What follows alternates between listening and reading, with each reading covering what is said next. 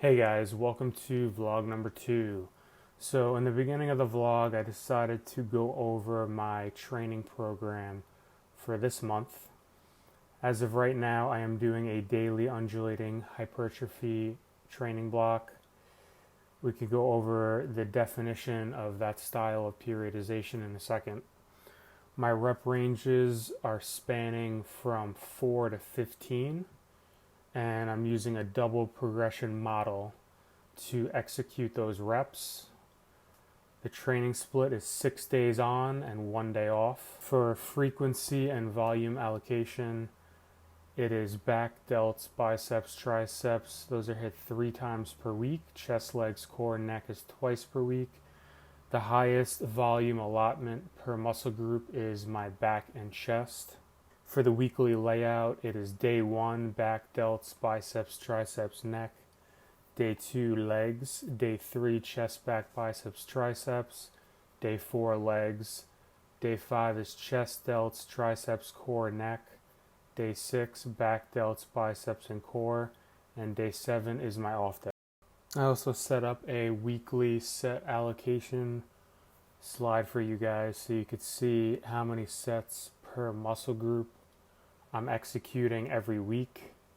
You'll also note that the RPE increases from week 1 to week 3. Week 3 being the hardest week of the block, and then week 4 is the deload where volume is cut roughly by 50% and RPE is dropped from 8 to 6. I'm not going to make this a tutorial for periodization, but just some key notes about daily undulating periodization. The main thing is the change of variables every day of intensity, volume, and reps.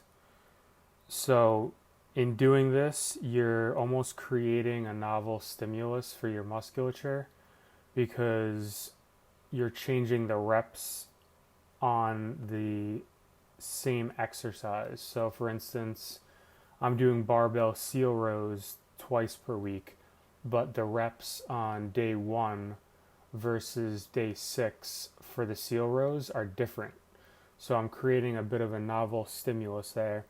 One thing you don't want to do, which I see a lot of people do, is they're changing their exercise selection throughout the week instead of keeping them constant. For the most part, you want to keep your exercises the same for an extended period of time so you can get as good as possible at each exercise. During this training block, I'm doing quite a few exercises multiple times per week. They include the barbell seal row, skull crushers, leg extension, leg curls, and straight leg calf raises with seated calf raises. So those exercises are getting hit twice per week, but the variables are changing each time I'm hitting them. Onto the double progression model that I'm utilizing this block. A good rule of thumb to think about this model is you have a given rep range. So for me, it's 8 to 12 on many of my exercises. The first week, I'm starting at the 8 rep range. So I'm starting at 8. So whatever weight I can use for 8 reps within the given RPE, that's what I start with. So as I progress into the training block, week 2, week 3, now what I'm looking to do is I'm looking to do more reps with the same weight I was using for 8 reps. So for instance, for week 2, now I'm looking to go for 9 reps instead of 8 or 10, and so on and so forth up to 12. So that's the basic explanation of the double progression model. And just thinking about this, you could see how much more volume you're going to be able to add by just adding one more rep, if you could even squeak one out. So on a front squat, you're doing 315, let's say for 8. And one day you knock out 9 reps, that's an extra 315 pounds of volume. And that could be applied to any exercise that you're doing. It's also important to note not to exceed the recommended RPE, because that's where you could kind of get in trouble with possible injuries. If you're going too high on the RPE scale consistently, that spells trouble, especially if you're doing as much volume as me. I have my training program laid out for you guys in the next 6 screenshots that you can take a look at. This is the entirety of week 2. So all the exercises that you're seeing now are the exercises that I train the entire block. They don't change ever. The only thing that's changing is the sets and the repetitions and the RPE. So those are the variables that change. Exercises do not change. And feel free to pause the video anytime you want to take a look at my exercise selection, as well as how I'm ordering the exercises from the first to the last, because that also matters in terms of progression. Okay, so I want to show you guys an app that I've been using for, let's say, a good year now. It's called My Strength Book, and this app basically tracks everything you would want to track as a bodybuilder or a powerlifter. So I'm going to show you guys my training split first. We will go to my upcoming deload week here, and I'll show you some of the features that I use. The readiness feature. I'm using this every single day before I train. You can tell, how sore you are, stress levels, energy, your mood, sleep, and then you submit it at the bottom, and it gives you a readiness score as such. And it just gives you a gauge on how you're feeling that day, and you could always revert back to the readiness score depending on if you had a good session, a bad session, and you could figure out why. Maybe your sleep was off, a little stressed, and your numbers were down and you were wondering why that was. So it's always good to have this readiness rate available for you to check. Just another variable in your arsenal to look at for your performance. I don't really use the body weight scale, but you can. I plug that into MyFitnessPal. You could take progress photos on here. You could add macros. I use MyFitnessPal, but this really does have everything. Stats, PRs, training metrics. But in terms of my training, here you go. So first, day 1, exercise 1, barbell seal rows. This is the deload week, so 2 sets, rep range 8 to 12, RPE 6, and how you would log it is you would hit this circle on the right here, that white circle, and you actually just add your weight, so the load on the bar, RPE, what your actual RPE was for that set, and how many reps you got. And you would do it for this as well. So this is for each set, the load, the RPE of that set, and how many reps, and you're logging it in. So this app, specifically for my purpose, is to track my performance. That's mainly why I use this. I want to add my weights that I'm using, the reps that I'm getting, and the RPE that I'm getting it with. So that's the most important thing for me. And here are all my exercises for day 1. It's just listed out: shoulder press, wide lat pull downs, laterals, rows, reverse flies, curls, skull crushers. So it's all laid out here. Once you're done completing your log, you would just hit complete workout at the bottom if everything was marked off, which it isn't. So what I'm going to do is actually I'm going to go back to one of my days where I actually trained, so I could show you what it looks like.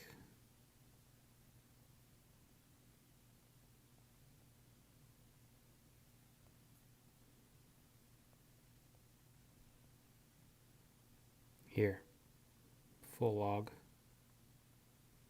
Session RPE 7.5, that's where it usually says complete workout. So you'd hit that, and then you would say, okay, my workout was 7.5 of intensity, moderate intensity, save.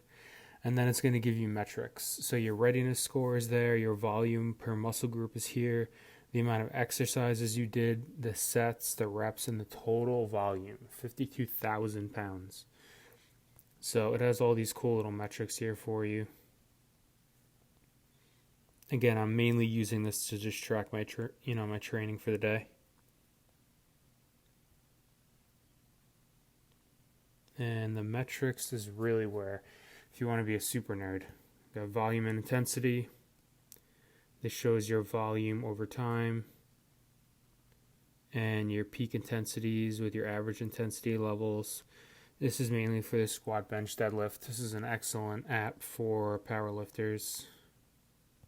Baseline volume and relative intensity, again, squat, bench, deadlift. I'm sure they're going to begin to add more bodybuilding movements to these metrics as well. But even as bodybuilders, we do train the bench, squat, and deadlift, so you could add that in. Very important lifts to track. Volume split by the core lift. You got your PR table there, the number of lifts you're executing, your program. The split volume, and even has a rep max estimator, which you can get online. RPE estimator, which you can get online as well. So it really just covers everything. And I wanted to show you guys what I'm using alongside my training program. So yeah, there you go. My strength book. I definitely recommend it. Check it out. Okay, so here is day 2 of my training program, starting out with the 45-degree leg press. If you followed along with me from last prep, you'll notice that I'm using a little less range of motion here. But I feel that this range of motion is best for my lower back, because any deeper I just feel a bit of rounding there, and I do have 3 herniated discs, so super careful these days. Haven't injured it in a long time.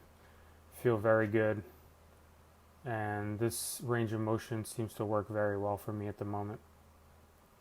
Doing a little bit of a rest pause, breathing real good at the top, hitting 8 reps. Onto leg extensions. So again, these are 8 rep sets. Really trying to pull myself into the pad with the handles and locking everything down and exploding through the quads. Then some good old RDLs. This is going to be a real quick workout segment. I'm not going to spend too much time on the actual workout footage this week. I don't want to make this too long. But definitely have gone up in weight since last prep. This is 390 for 8. Going right below the knee, a little further, almost mid to high shin level. This is where I feel my hammies and glutes the most. And that's about the point where my back wants to round a little bit too much, so that's where I'm reversing. RDLs have been very good with my lower back. I haven't heard it in a very long time. So very happy with that. And on to another isolation for the hamstrings. This is a funny exercise that I've been playing with a lot. The whole keep your hips extended and then flex the knee, or don't really extend your hips too much and flex the knee. I've been playing around with both. Also been playing around with pausing at the bottom and not. This seems to be best for me. I feel the most engagement and tension in my hamstrings when I pause at the bottom, and I'm hip extending as well. But I'm open to changing that. There's definitely more than one way to train that leg curl that I find rather interesting. And here we go with some abduction for the glute medius. Going real heavy on these, about 390.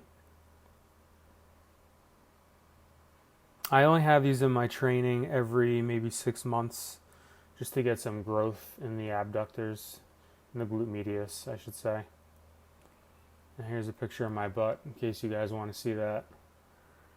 But adduction, abduction isn't in my training program very much. Like I said, it's once, maybe, twice a year. But just to get a little more direct work in those muscles, even though they get trained so much in all the other exercises that I do, especially since I do my banded glute work. I was doing that like 6 times a week. So the glutes and adductors get hit real hard with deadlifts and leg curls as well. Be very, very careful with adduction. Strains of the adductor is very common and easy. So nice and easy on those. Good stretch, good squeeze. And you should feel a nice pump in those inner thighs. Onto leg press calf raises. So these I just been doing forever. We do have a standing calf raise at this gym, which I didn't have at my old gym. But since I've been using the leg press calf raise for so long and I've loaded it so heavy now, I won't switch back. So it'll almost be like starting over. And that little switch up there that you saw, that was me just re-gripping with my feet and then going and getting those last few reps, which I do quite often on calf raises. My feet tend to slip as I'm deep into my set. And here's some seated calf raises. Someone asked me how to grow big calves. Have knees extended and knees flexed calf raises in your program. Also, I recommend spanning 4 to up to 30 reps on calves, depending on your training phase and how you're periodizing it. So this was super heavy, but damn, do I just get the craziest pump with calves. And yes, my calf genetics are clearly very, very good. So this time around, for this competition season, I've decided to add in some more daily life things in my vlogs. We'll see how well that works, but last time around I didn't really get to show you too much of the things going on in my life other than bodybuilding. But here it was a gorgeous day, about 85 degrees, sunny. Enjoying my good friend Nathan's pool, who's also a full-time client, with my girlfriend Mary and his wife Inga. Absolutely gorgeous day. This pool is salt water and heated. And at night he has this light show that he could put on as well. I mean, it's just a fully decked out pool. 8 feet deep, hitting some dives, having some fun, relaxing. And there's the man himself. And we will end this vlog off with some really bad basketball skills for myself. Just playing a bit of horse with Mary, who by the way beat me 2 games playing horse before I decided to give up. So that's why I'm a bodybuilder, ladies and gentlemen. But enjoying some activities outside of bodybuilding has been a staple, especially the past few months of being in a deficit and dieting. So we will end this vlog here. If you guys have any questions, comments, please definitely let me know in the YouTube comments down below. And I will see you guys next week.